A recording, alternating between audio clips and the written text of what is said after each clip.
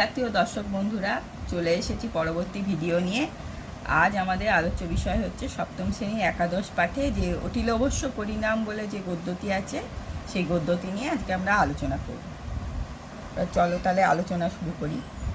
অতি লোভস্য পরিণাম, অতি লোভের পরিণাম।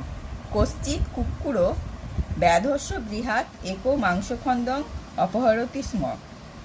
কোনো এক কুকুর ব্যাধের গৃহ থেকে এক টুকরো মাংস অপহরণ করেছিল।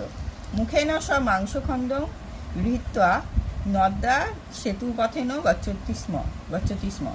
আচ্ছা, মুখের দ্বারা সেই মাংসখণ্ডটি গ্রহণ করে সেতুপথে যাচ্ছিল। আচ্ছা, সহসা সব নদী জলে আত্মপ্রতিবিম্বং পশ্যতি স্ম। হঠাৎ সে নদীর জলে নিজের প্রতিবিম্ব দেখল। সচিন্তয়তি, সে চিন্তা করল, অয়ম অপরসা মাংসখণ্ডং গৃহীত্বা গচ্ছতি, এটা নিশ্চয় অন্য কুকুর মাংসখণ্ড নিয়ে যাচ্ছে। তদা লোভবশাৎ স তৎ মাংসখণ্ডমপি গ্রহীতুম ইচ্ছতি স্ম। তখন লোভবশত সে সেই মাংসখণ্ডটি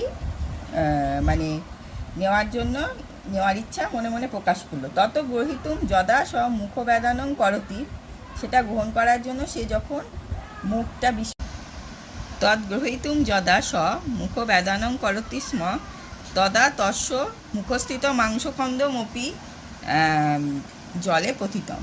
তারপর লোভের বশবর্তী হয়ে সে মাংসখণ্ড তার গ্রহণ করতে সে যখন মুখটাকে বিস্তার করলো, তখন সেই মাংসখণ্ডটা জলে পড়ে গেল।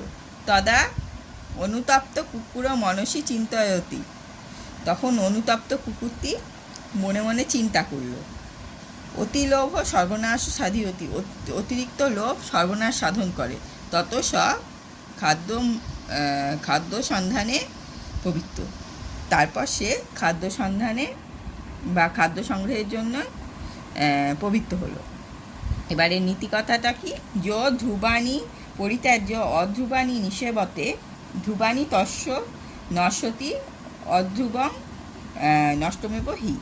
মানে যে ব্যক্তি সত্য পরিত্যাগ করে মিথ্যাকে গ্রহণ করে, সত্য তার কাছে বিনাশের কারণ হয়, কিন্তু মিথ্যা নিজে নিজেই বিনষ্ট হয়। এই ছিল আজকে আমাদের আলোচ্য বিষয়। এরপরে আমরা এই অতিলোভস্য পরিণাম গল্পটি অনুশীলনী নিয়ে আলোচনা করব।